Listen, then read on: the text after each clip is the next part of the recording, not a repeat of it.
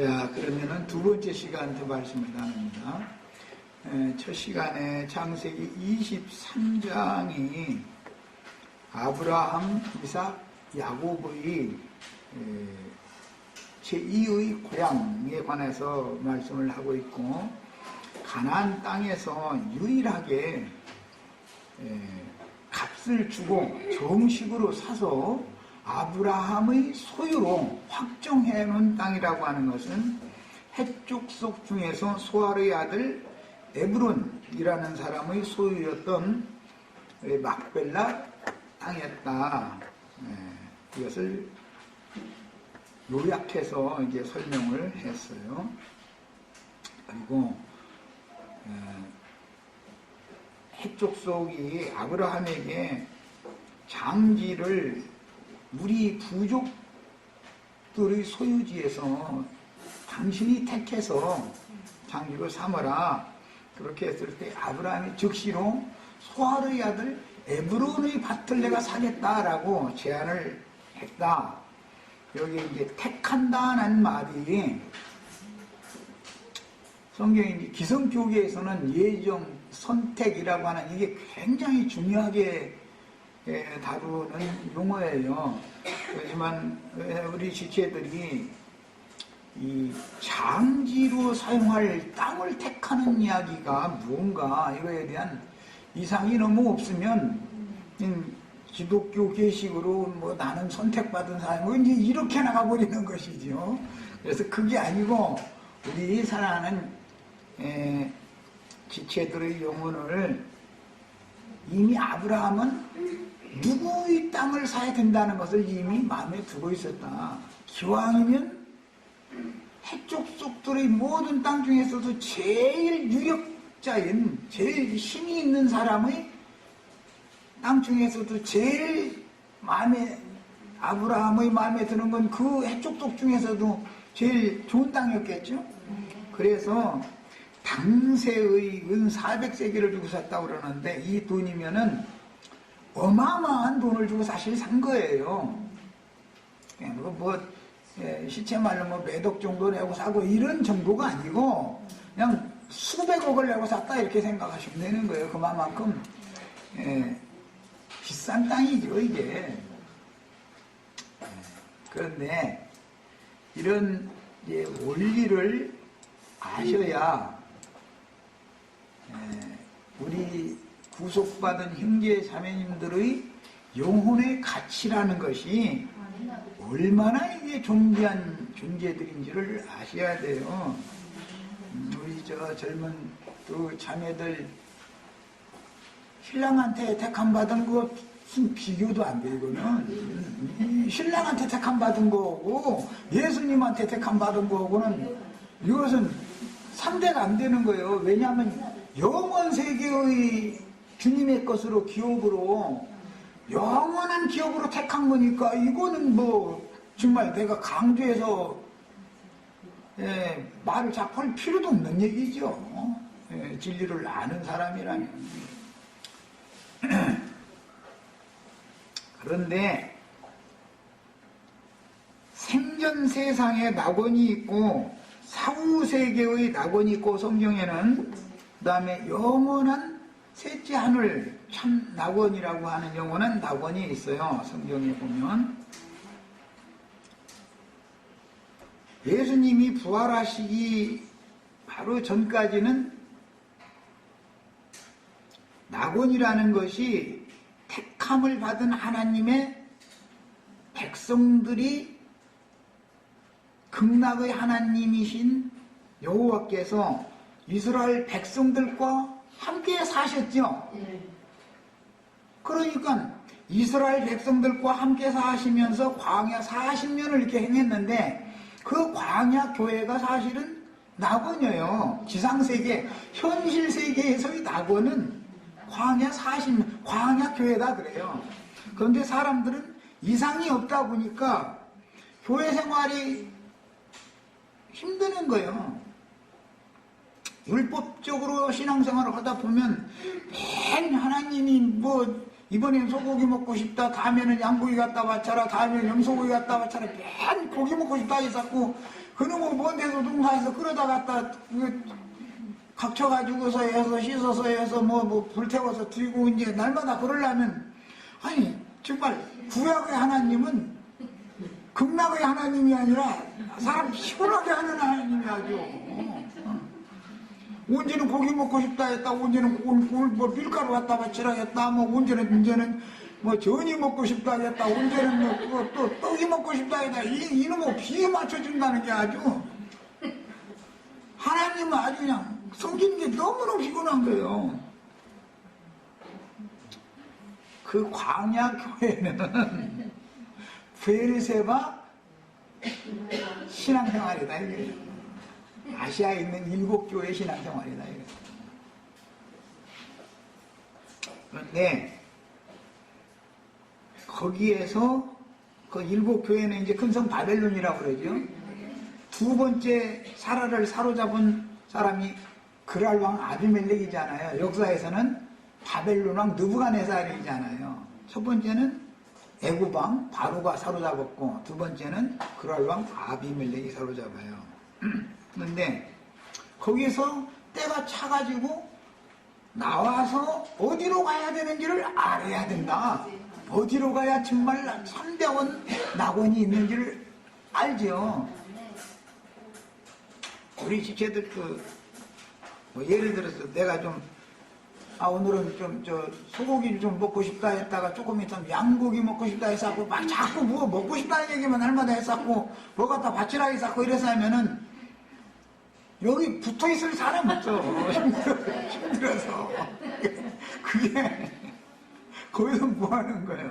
그동안은 아비멜렉 집의 태가 열리기까지는 거기서 순종을 배우는 거예요. 순종을.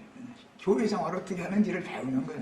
이게 다 배워진 사람은 이제는 태가 열리면, 하늘이 열리면 이상이 계시가 깨달아지면 나오는데 어디로 가야 되냐 나와가지고 헤브론으로 가는 거예요.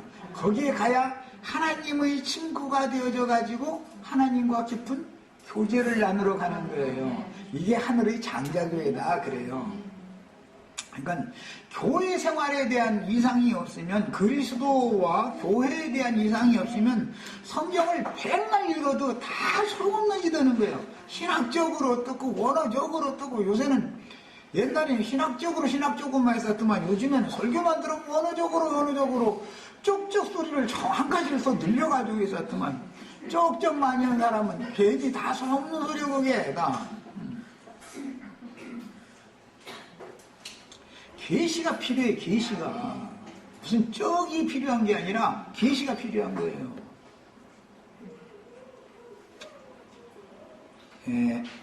예수님이 부활하시기 직전까지는 예수님이 죽음을 앞두고 내가 아버지께로 가노니 가서 효소를 예비하면 내가 다시 너희에게로 다시 와서 너희를 나 있는 곳으로 인도하여 나와 함께 영원히 있게 해주겠다, 이렇게 약속하셨죠. 이 말이 쉬운 게 아니야. 이제 예배당 목사님들 초상남은 며칠은 요단강 건너가 만날이 막 찬송 몇 자리 부른 다음에 요한복음 14장에 보면 예수님이 천당에 가셔서 지금 우리 거할 처소를 짓고 계시는 중이라고, 거기로 지금 이제 소천하셨다고 이렇게 설교 많이 들어보셨죠. 왜 초상집들도 안 다녀보시는 왜 대답이 없어? 잔치집 많이 가시지 말고 초상집을 많이 가셔야 돼요. 그래야 인생이 뭔가를 아는 거예요. 그게 훨씬 유익한 거예요. 초상집에 가면 배우는 게 많죠. 우리는 다 엊그제 마침 이제 우리 출상 치르신 어머님 출상 치르신 육신의 고향은 세상에서는 어머니죠. 어머니는 우리 각 사람의 영원한 고향이잖아요. 그 어머니께로부터 내가 나왔으니까. 그래서 이제 인간사에서도 철학적으로 어머니는 고향이다 이렇게 말하죠. 그런데 그 고향 떠나기가 신기하네요. 이게 아주 어머니 갖다 무디하고 이제 떠나는 건데, 돌아가시기 전에는 별로 효도를 안 해. 그런데 돌아가셔서 갖다 묻어놓고 나면은 뭔가 걸리고, 그때 내가 좀 더 살아계실 때 잘해드릴 걸. 사람이라는 건 다 나중에 뉘우쳐지잖아요. 그건 뭐 꼭 누구만 그런 게 다 마찬가지예요. 생활이 바쁘다 보니 뭐, 나도 바빠 죽겠는데, 먹고 살기 바쁜데 아프다고 누워있어야 얼마나 오라이 쌓고 이러면 그게 피곤한 일이죠. 그런데 사실은 그게 이제 일시적인 이별을 한다고 이제 그 신고하느라고 그러는 건데, 살아생전에 효를 다 하고 보낼 수는 없죠. 아무리 잘했어도 나름은 최선을 다해서 했지만 돌아가시고 나면 뭔가 서운하고 그때 좀 더 잘해드렸을 걸, 그런 마음은 다 있잖아요. 사람이니까. 뭐 짐승 같으면 그런 마음이 오겠지만은 사람은 다 마찬가지예요. 지금 아브라함과 이삭이 뒤에 남아가지고 사라를 앞서 보내는 이야기예요.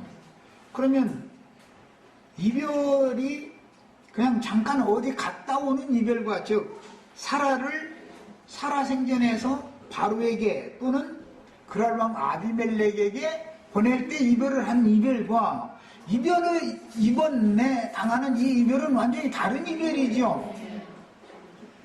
너무나 멀고 먼 간극이 있는 이별을 지금 하는 거예요. 그런데 목사님들 그 초상집 보면 설교는 참 잘해. 영원한 이별이 아니고 잠시 지금 이별을 하는 거다. 그 말은 나도 곧 이분 따라서 거기로 갈 거다. 지금 그 말을 하는 거잖아요. 그래서 아브라함의 아내 사라를 먼저 떠나보내고, 사라를 떠나보내는데 막벨라 밭을 사가지고 그 밭에 있는 바위 무덤, 이제 굴이라고 했는데 원은 이제 바위 무덤이란 말이에요. 바위 속에다가 가서 이렇게 장례를 치르는 거예요. 히브리인들은 부활을 믿었어요. 히브리인들은 죽음이 2번 있다는 것과 삶이 2번 있다는 것을 믿어요. 그 히브리인들의 세상 사람들은 삶과 죽음이 단번이다라고 믿는 거죠. 잘 먹고 잘 살다 죽음은 극번, 이런 말 흔히 말하죠. 그런 사람들은 불신자들이죠. 셈족들은, 히브리인들은 삶이라고 하는 것이 2가지가 있다. 완전한 삶이 있고 살았다나 죽은 자로 사는 삶이 있다라고 믿는 거예요. 죽음이라고 하는 것도 영원한 둘째 사망이라고 하면 죽음이 있는 것이고, 누구도 한 번은 다 당해야 되는 죽음이라는 것이 다 있다라고 믿는 거예요. 그러니까 믿는다라는 것은 세계가 2세계가 있다라고 믿는 것이죠. 그런데 생전 세계라고 하는 것은 영원하고 완전한 삶도 아니고 생명이 아니다 라고 보는 것이고, 믿는 사람들은 이 생은 육신으로 이렇게를 살았든 저렇게를 살았든 다 지나가는 나그네로 이 세상을 그냥 이렇게 지나가는 것으로 봤기 때문에 세상을 바다로 비유를 하고 방주로 나 자신을 상징해 놓는단 말이에요. 내 몸은 방주다고 생각하고 내 영혼은 방주 안에 들어있는 생명체단 말이야. 그래서 방주가 큰 바다를 이렇게 지나가는 거예요. 어디로 가냐? 영원한 곳으로 가는 거예요. 이것이 이제 조로아스터교나 힌두교나 이제 이런데 페르시아 쪽의 그 종교로 유입이 되면서 인도 사람들은 사람이 죽으면 화장을 하되 저 바다에다 떠나가면서 태워져서 바닷속에 제가에게 가라앉게 만들어요. 그런 사상이 어디에서 왔느냐? 셈족의 문화에서 기인되는 거예요. 그게. 이슬람교의 신앙이 그런 신앙이죠. 그래서 이제 그 불교가 인도에서 발생된 건 같은 거예요. 고해라 그래가 이 세상을 바다로 본단 말이야. 망망대해로 보는 거예요. 여기에 이력천주 내가 한 배가 파도와 뭐 바람과 이런 걸 맞아가면서 목적지를 향해서 가는 걸로 보는 거예요. 그런데 그들은 그냥 바다에 떠나보낼 뿐이니까 제가 어디로 떨어진다고요? 바닷속으로 물고기 밥 돼버려. 바다 물고기 밥 되는 것이죠. 우리 형제 자매님들은 예수님이 극락의 하나님이고 예수님께로부터 와서 둘째 사람은 예수님께로부터 오는 거죠. 아담으로부터 온 게 아니라 예수님께로부터 와서 예수님께로 돌아가는 거예요. 예수님께로. 그래서 주께로부터 와서 주께로 돌아가는 거예요. 예수님이 오셔서 이 세상에 오셔서 가르쳐 준 건 그거죠. 내가 섬기는 아버지께로부터 내가 세상에 보냄을 받아가지고 잠시 후에는 세상을 떠나서 내 아버지께로 간다. 내 아버지와 너희 아버지가 다르다. 참 너무너무 놀랍죠. 내가 어디로부터 와서 어디로 가는 것을 알거니와 너희는 그것을 모르기 때문에 너희 죄 가운데 거저 죽을 것이다. 그리고 너희는 나 있는 곳에 올 수도 없다. 그랬어요. 즉 예수 그리스도의 아버지께로는 올 수 없다. 그게 누구예요? 극락의 하나님인데 유대 종교인들의 사상이 불교의 사상과 같고 오늘날의 로마교 사상, 개신교의 사상과 같은 거예요. 그들의 영혼은 사후세계에 어디로 가느냐면 바다에 보내어져 가지고 이제 주님이 말씀은 바깥 어둠에 쫓겨난다 이러는데 바다에 보내져 가지고 물고기 밥이 되는 거예요. 주님께 택하심을 받은 우리 형제 자매님들은 육신의 몸은 땅의 티끌로 왔으니 티끌로 돌아가야 되지만 위로부터 온 둘째 사람, 새 사람이라고 하는 구속받은 영혼은 반드시 주님께로부터 왔어야 되고 주님께로 가는 거예요. 극락의 하나님 세계로 가는, 영원한 세계로 가는 거예요. 목적지가 정확해야 된단 말이에요. 바다라 떠다니다가 이제 세상 사람들은 그게 구천에 이렇게 어디 이제 갈 곳이 없어서 떠다니는 중이다. 그것 보고 무슨 혼이라고 그래요? 원한이 가득 맺혀가지고 아주 세상 살면서 아주 그냥 맨 원수진 것 뿐이야. 그냥 사방에 그냥 먹고 사느라고 고생한 것도 지긋지긋도 원수진 것이고 아내하고 사랑한다 해가면서도 이제 지나가는 아저씨하고만 원수가 아니고 자기하고 같이 사는 아내하고도 원수지고 남편하고도 원수져가지고 그래서 원한을 풀지 못하고 가서 원혼이 구천을 떠돈다 이렇게 말해요. 그 불가에서 나오는 말이에요. 조로아스터교의 힌두교의 사상이에요. 이슬람교의 사상이에요. 목적지가 없다 이게 목적지가. 제일 불쌍한 인생이죠. 더 좋은 본향이 없는 사람이다. 이 생에 끝까지 영원 세상의 생존세계에서도 여전히 그 사람들도 다 나그네 인생이요 뭐 이러면서죠. 불교에서도 성경만 나그네 인생이라고 하는 게 아니에요. 육신을 입은 사람 다 나그네 인생이다 그래요. 망망대에 일회편주 떠다니다가 죽은 후에도 불사르는 일회편주에다가 태워가지고서 바다로 떠내보냈더니 목적지에 갈 수가 있어요 없어요? 인간들이 하는 짓, 종교의식 이런 것은 다 어디에서 오느냐? 정신세계, 그 사람들의 정신세계를 지배하는 어떤 영으로부터 비롯되는 것인 것을 꼭 깨달으셔야 돼요. 이런 문제를 모르면은 천년왕국이 있냐 없냐 이러고 따져잡고 이제 난 그런 사람한테는 뭐 더 이상 말을 할 거리가 없지요. 영원히 세상을 떠나지 못해가지고 얼마나 세상에 미련이 많으면 바다 떠다니다가 겨우 바닷속에 살고 있는 물고기 밥이 되겠어. 쟤까지도. 이러시지 말고 차라리 저 정원에다가 예쁜 나무 하나 심고 그 밑에다가 쟤 갖다 이렇게 묻어줘. 그럼 거름돼서 잘 될 거 아니야. 그러고 자기 자식 보고 할머니 여기 이게 할머니 나무야 해가면서 길러. 그러면 나무는 인성을 말하는 거기 때문에 일부러 얘기하는 거예요. 부활이다 이거 부활. 나와 내 자식은 내 부모님의 부활체지요. 히브리인들은 뭘 믿었다고요? 부활을 믿었어요. 완전한 죽음이란 건 없다고 믿는 거예요. 그리고 사후세계에 가서 완전한 처소로 들어가지 못하고 부활 생명의 세계로 가지 못하고 떠돌아 갈 곳이 없어가지고 영원토록 그런 사람과는 신앙이 전적으로 다른 것이다. 히브리인의 신앙은.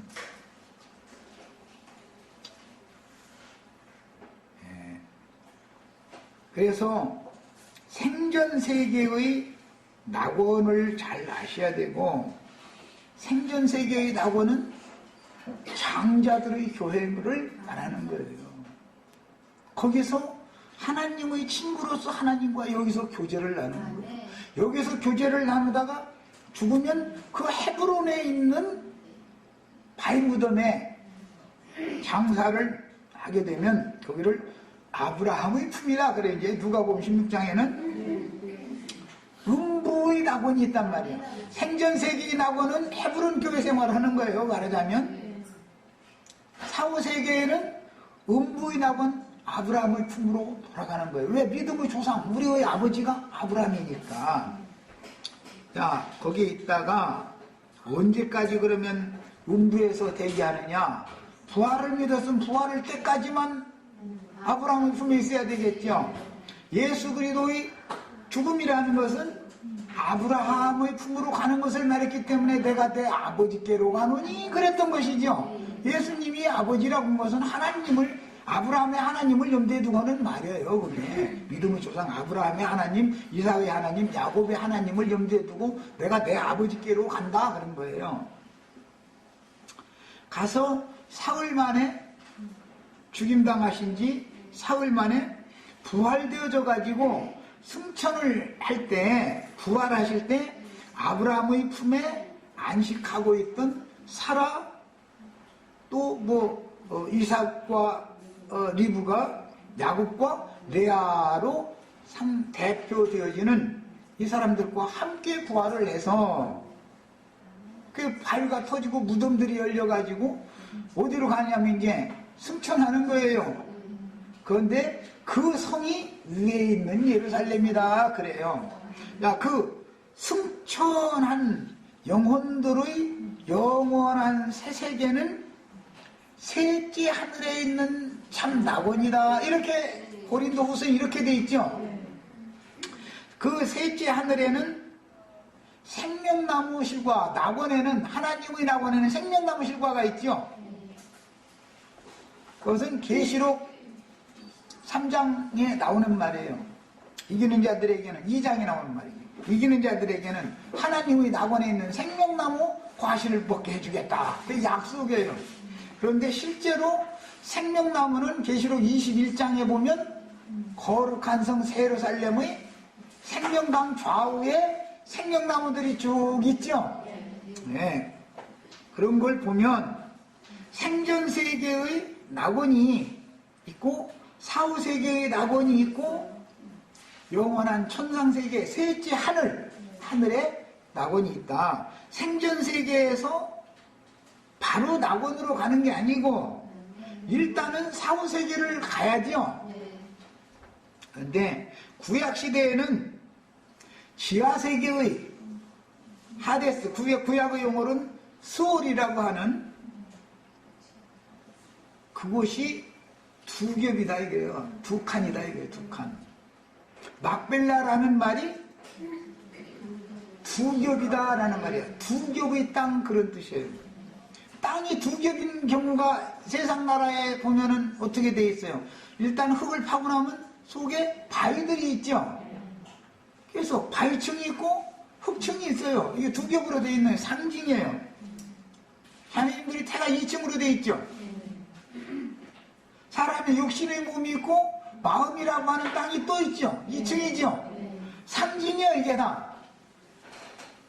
그래서 세상 나라 밖에 있는 흙이, 밭 속에 바위가 있고, 밭에 포함된 거예요, 바위가.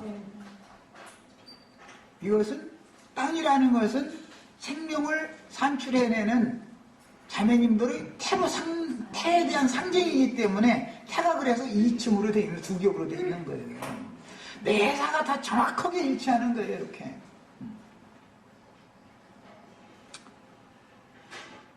아브라함의 품에 가도 구렁 2편이 있고, 아브라함은 구렁 건너편에 있죠?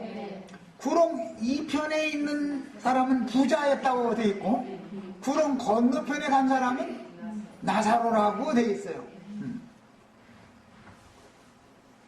성경이 말하는 의도를 잘 이제 이해를 하시라고 여기까지 말씀을 드립니다.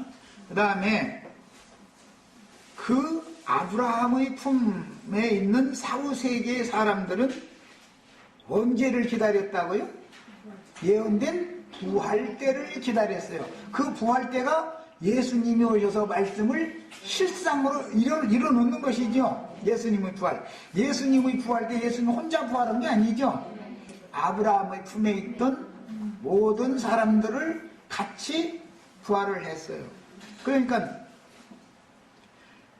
예수님이 오시기 전에는 사후세계는 아브라함의 품에 갔어야 되는 것이고, 구름 건너가기 전 불꽃 가운데서 심히 고민하는 거에 있으면 안 되는 것이고, 예수님이 오신 후에는 모두가 다 기본적으로는 장자교회 생활, 헤브론 교회 생활을 해야 되는 것이고, 브엘세바 교회에서 떠나서 헤브론 교회 생활을 해야 되는 거예요. 거기에서 죽어야 되는 거예요. 죽어도 이제 우리가 생애를 바쳐도 어디에서 죽어야 된다고요? 아브라함, 사라, 이삭, 리브가, 야곱은 다른 데서 죽었다가 그걸 옮겨준 거고, 레아가 다 거기에 장사가 돼요. 사울을 거기서 인생의 마감할 자리를 알아야 돼. 아주 똑똑한 사람은 자기 죽을 자리를 아는 사람이에요. 어떤 왕이나 장수가 전쟁을 예를 들어서 나라가 풍전등화같이 위험에 처해 있어. 그러면 하나님께서 나를 어느 곳으로 데려가서 거기서 나를 죽으라고 정해놓으셨구나. 그걸 미리 깨닫고 나서 자기 죽을 자리가 어디라는 걸 딱 아는 거예요. 그러면 비굴해지지 않을 수 있죠. 자기 죽을 자리를 모르는 사람은 그 자리를 벗어나기 위해서 얼마나 비굴한 짓을 해야 되겠어요. 믿음이 없어 그러는 거예요. 왕은 왕답게 죽어야 되고, 왕후는 왕후답게 죽어야지. 왕후가 막 적장한테 막 고개 숙이고 이렇게 죽으면 안 되죠. 비록 내가 패전국의 왕비지만 나는 당당한 왕비다. 왕비로 죽게 해다고 그걸 요구를 해야 되는 것이죠. 나를 욕보이지 말아라 말이야. 나를 욕보이면은 네 아내가 훗날 배나도 욕을 당하고 죽을 거다. 이제 저주를 뽕서버려야지. 그럼 두려워서도 함부로 못하죠. 그게 우리 형제 자매님들은 이 생에 사는 것도 중요하지만 어떠한 죽음으로 하나님께 영광을 돌리느냐가 더 중요한 것을 아셔야 돼요. 영광스럽게 죽어야 되는 거예요. 사람이 죽는 것을 보면은 그 사람이 정신세계가 어느 세계에 있는 사람이 드러난단 말이야.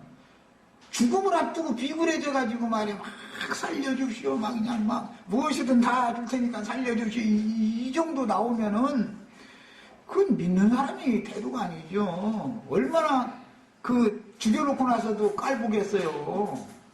죽여놓고 나서도. 당당하게 죽어야 사후에라도 감히 함부로 묻은단 말이야. 죽은 사람이라도. 우리 형제 자매님들은 인생을 배우셔야 돼. 당당하셔야 돼요. 생전 세계에서 아브라함이 마지막으로 이주를 했을 때는 죽음을 준비하는 거잖아요. 사라를 잃고 난 이후 아브라함은 178세까지 살으니까 앞으로도 더 살죠. 그 인생은 덤으로 사는 인생인 거예요. 그 인생은 덤으로 사는 인생이요. 그게 이방인의 때가 왔다 이거예요.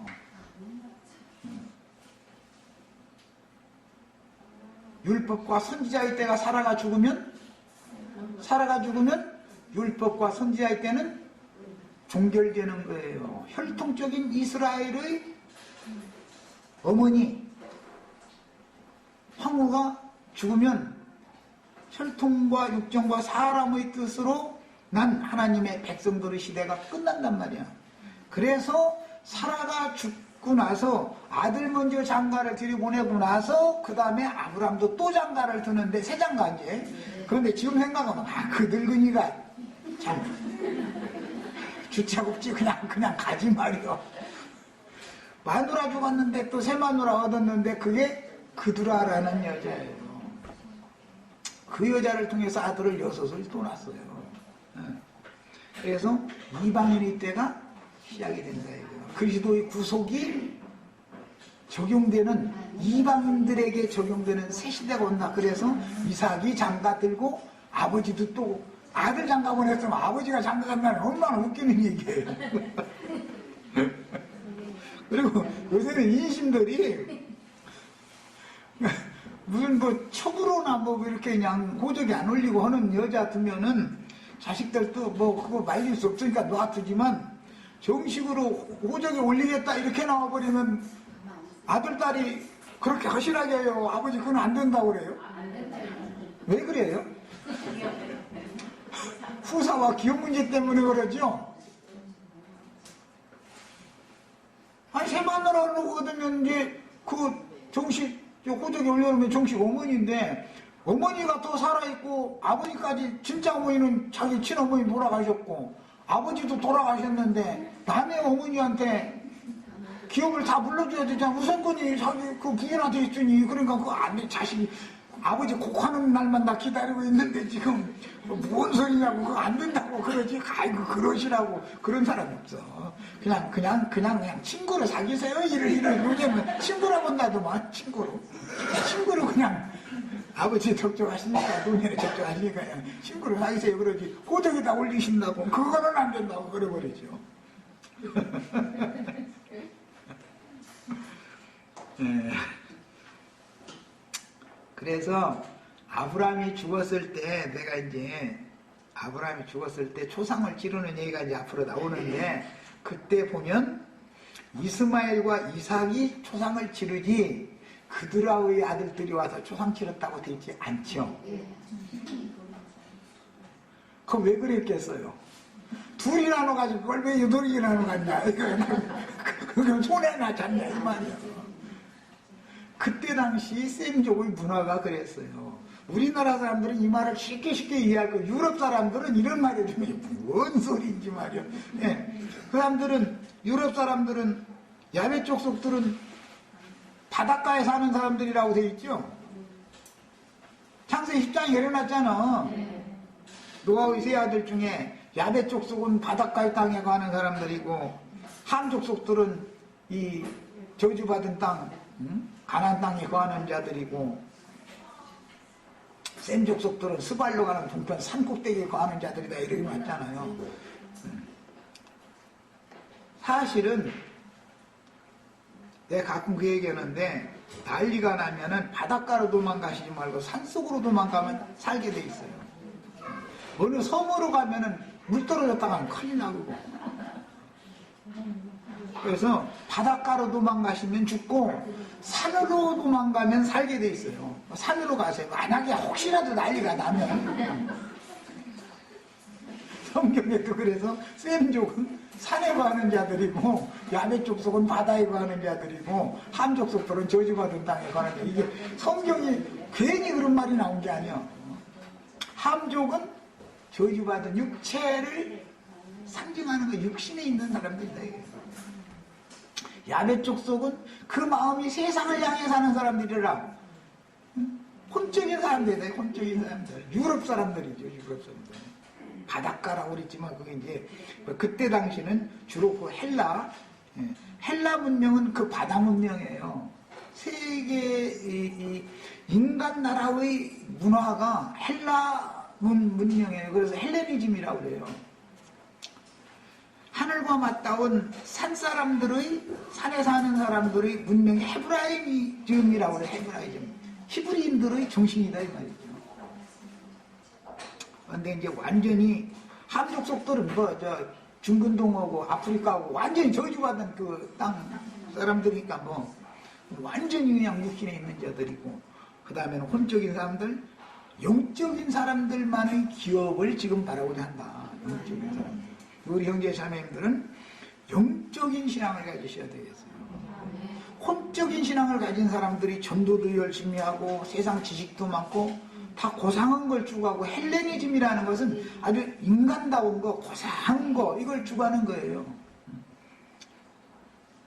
아프리카 사람들은 우선 먹고 살기, 우선 배부르면 되고, 이제 완전 육에 속한 사람들이니까 그건 생각이 이렇게 짧은 거죠, 그냥. 예, 그런 사람들이고, 유럽 사람들이 굉장히 혼적인 사람들인데, 그 사람들이 좋은 게 아니에요. 우리나라 사람들이야 되는 거예요, 사실. 딱 우리나라 사람들이라고 이건 또 인종차별하는 거 안 됐고, 예, 셈족이라고 해서 다 아브라함의 후손이 되는 건 아니니까, 이제 믿어도 완전히 성령과 연합되어져서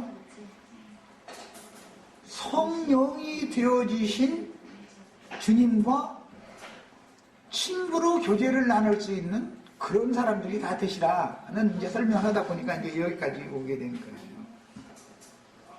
성경이 말하는 이런 의중을 잘 아셔서 우리가 지금 신앙생활을 어떤 신앙생활을 추구해야 하는지에 대해서는 계시가 필요한 것이다. 이건 계시가 필요합니다. 제일 힘든 사람들이 혼적인 걸 추구하는 사람들이죠. 세상 사람들은 혼적인 거 말하자면 이제 좀 속된 표현으로 하자면 고상한 것을 추구하죠. 고상한 거. 이게 차라리 육적인 사람들만 또 못하죠. 차라리. 그 사람들은 육적인 사람들을 아주 그냥 그렇게 멸시하고 그래가면서도 영적인 것을 추구하는 것이 뭔지, 신앙의 본질을 너무 모르는 사람들이 참 사람 힘들게 하죠. 사도행전 7장 3절로 6절과 히브리서 11장 8절로 16절까지 읽고 여기까지 해서 마칠 겁니다. 그리고 이 자료는 그냥 쭉 설명을 해놓은 거기 때문에 집에 가셔서 인용한 성경 구절 다 찾아가면서 꼭 읽으시기를 바라요. 그러면은 오늘 2시간에 걸쳐서 내가 지금 3가지 생전 세계에서의 낙원, 사후 세계의 낙원, 영원한 낙원, 이 3가지의 과정들에 대해서 잘 깨달음을 가지시기를 바라요. 그래서 우리가 어떠한 교회 생활을 할 것인가 라는 것이, 이것은 계시가 필요한 것이다. 그 다음에 읽겠습니다. 사도행전 7장이던 스데반 형제께서 순교를 당하면서 한 말이죠. 3절부터 6절 읽어보겠습니다. 이르시되 내 고향과 친척을 떠나, 거기가 어디죠? 하란성 나홀성이 있는 여기 헤르몬산 너무 북쪽에 있는 노아의 방주가 도착돼서 노아가 포도나무 농사했던 그 지역을 말하는 거예요. 거기가 유브라데스 강과 티그리스 강이 이렇게 그 삼각주 지역을 말하는 거예요. 고향과 친척을 떠나 내가 네게 보일 땅으로 가라 하시니, 하라는 아브라함의 형님이죠. 아이마는 롯의 아버지예요. 나홀은 아브라함의 동생이죠. 리브가의 친정동네예요. 거기서 떠나서 하나님이 보인다라는 것은 계시해줬다. 그 땅으로 가라 하시니, 이것이 저주받은 함 족속이 미리 7 족속이 자리를 하고 있는 가나안 땅이죠. 이게 그 땅으로 가라 그랬어요. 그런데 아브라함이 택해가지고 아브라함의 기업을 삼으면은 그게 바로 축복의 땅이 되는 것이죠. 가나안 땅이라 해가지고 다 축복의 땅이 된 게 아니에요. 가나안 족속들이 지배하고 있으면은 저주받은 땅이에요, 여전히. 저주받은 땅을 축복의 땅으로 바꿔놓으려면 택함을 받아야 되는 것이죠. 생전에는 헤브론에 있는 마므레 땅밖에 기업으로 차지하지 못했는데 그 후로 450년이 지나서 500년이 될 때까지 다윗 때까지 계속해서 여호수아로부터 시작해서 정복 전쟁이 시작되어서 최후로 이때로부터 아브람 때로부터 시작해서 1000년이 지난 다음에서 가나안 땅이 완전히 이스라엘의 것이 되었죠. 자, 그 다음에 아브라함이 갈대아 사람의 땅을 떠나 하란에 거하다가, 그러니까 지금 현재는 메소포타미아에 있다가 아버지 데라와 함께 거기서 이제 우상숭배를 하다가, 바벨에서 우상숭배 하다가 본토 친척인 하란 땅으로 갔단 말이에요. 그 형의 성으로 간 거예요. 아브라함 형의 성으로 갔다가 때가 찼을 때 아버지가 죽은 다음에 다시 이제 가나안 땅으로 혼자 들어오게 됐는데 혼자 오지 않고 자기 형의 아들인 롯을 데리고 같이 오게 됐었어요. 그 아버지가 죽음에 하나님이 그를 거기서 너의 지금 사는 이 땅으로 옮기셨느니라. 여호수아를 통해서 가나안 땅을 이스라엘 12지파가 점령을 하는데 그것은 상징이죠. 가나안 땅은 누구만 들어갔죠? 광야에서 겉사람이 다 후패되어지고 속사람이 20세 이상으로 자란 새 사람들만 들어가는 거죠. 새 사람들만. 옛사람은 거의 못 들어가는 거예요. 가나안 땅에. 자, 새 사람들이 들어가는 땅이 사실은 약속의 땅이고 축복의 땅이다 이거예요. 그게. 그런데 그 근거지를 아브라함이 이미 마련을 해놨었다 그 말이란 말이에요. 지금 이해하셨죠? 그러나 이제 가나안 땅으로 들어갔으나 그 말이요. 그러나 여기서 가나안 땅에서 아브라함을 거기 가나안 땅으로 가라고 해놓고 나서 그 가나안 땅에서 발붙일 만한 땅도 유업으로 주지 아니하셨다 그랬어요. 아브라함에게 가나안 땅을 기업으로 준다고 분명히 약속을 했지만 아브라함에게는 62년이 지나도록 발붙일 만한 땅을 주지 않았다. 즉 이제 여기서 뿌리 내리고 살이하지 하는 그런 기업을 주시지 않더라는 거예요. 이사 많이 다녀보신 분들은 이제 아시죠? 다시는 이사 가지 말고 여기서 누가 주인이 와서 안무기 엄마 미안한데 이제 이렇게 나오면 벌써 가슴이 덜컥하죠. 요새는 이제 집이 나무 들어가니까 그런 것을 안다니 말이 잘 모르는데 벌써 안무기 엄마 미안한데 나오면 새 올려달라 소리 아니면 새 못 올려주고 있으면 나가라 그 말이거든. 그게 뭐 그것은 왜 그래요? 내 명의로 땅의 기업이 내 실 장막이 없으니까 그런 거예요. 아브라함에게 가나안 땅으로 가라고 해놓고 나서 계속 이렇게 그냥 세상 말로 말하자면 속된 말로 하면 뺑뺑이 돌린 거예요. 그냥 여기 가서 조금 살만하면 다른 데로 이사 갈 일이 생겨. 예.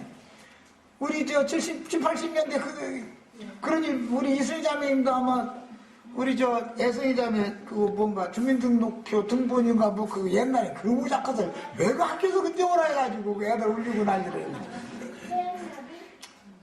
그거 뭐 그냥 그거 이제 모지라니까 한 장 더 붙여주고 이러면 이제 학교 갔다 내면 이제 막 이제 창피스러우니까 그냥 이제 우는 거야 애들이 이제. 그러면 막 가슴이 미어지죠. 이러면 뭐 어떻게 해야 하도 말이야. 그런데 요새는 참 그런 걸 아이들 기안 죽이려고 참 제도를 잘 만들어 놨어가지고 딱 한 줄만 딱 지금 현재 사는 데가 어디냐 해서 하고 말이야. 그래서 이제 참 모든 게 다 지금 제도적으로 잘하고 있지만 자기 기업이 없으면은 아브라함이 기업이 없으면 사라와 거기에 딸린 식솔들은 다 창피당하는 거죠. 다 힘든 것이고. 여기는 이제 발붙일만 하다 싶으면은 이사갈 일이 생기더라는 거예요. 그렇게 하셨는데 왜 그러셨을까? 히브리서 11장 이제 읽겠습니다. 8절부터 히브리서 11장 8절부터 읽겠습니다. 16절까지 쭉 읽어보겠습니다. 이제 읽고 마칠 겁니다. 시간이 다 됐죠? 요거 읽고 마칠 겁니다. 근데 지금까지 쭉 설명했으니까 읽습니다. 순종하여 장래의 유업으로 받을 땅에 나아갈새 갈 바를 알지 못하고 나아갔으며 이때 힘들죠. 불안하지요. 여기서 쫓겨나면 내가 어디로 가? 하고 방이라고 어디 가서 얻었다 하는데 저 산꼭대기 그냥 해서 꼬불꼬불해서 올라가서 겨우꼬불 이제 들어가는 이제 집을 얻어놨는데 거기도 내 기업이 아니면은 시간 지나면 나가라고 그러지 거기도.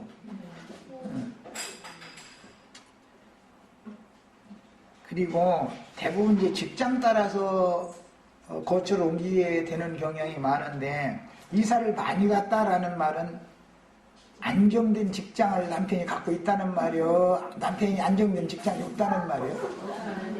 그 말이죠. 얘기가 너무 간단한 거예요 지금. 믿음으로 그가 이방의 땅에 있는 것 같이 약속의 땅에 거류하여 그래도 악착같이 서울에서는 남아. 지방으로 나가면 먹고 살 대책이 없으니까 서울에 어떻게든 들어붙어 있어야 있고 산꼭대기를 가든 어디를 가든 간에 뭐 약속의 땅에 끝까지 그냥 막 들어붙어 있는 거죠. 동일한 약속을 유업으로 함께 받은 이삭과 및 야곱과 더불어 장막에 거하였으니 이는 그가 하나님이 계획하시고 지으실 터가 있는 성을 알았습니다. 그랬어요. 자, 이 성이 위에 있는 예루살렘, 하늘의 시온산 위에 세운 거룩한 성 새 예루살렘이라는 거예요. 자, 그러기 때문에 우리는 지금 너희가 이룬 것은 하늘의 시온산과 예루살렘과 장자들의 교회 모임에 이르렀다 그랬는데 여기에서 우리 생애를 마감을 해야 된다. 이것은 이상이 필요하다. 여기까지 해서 마칩니다.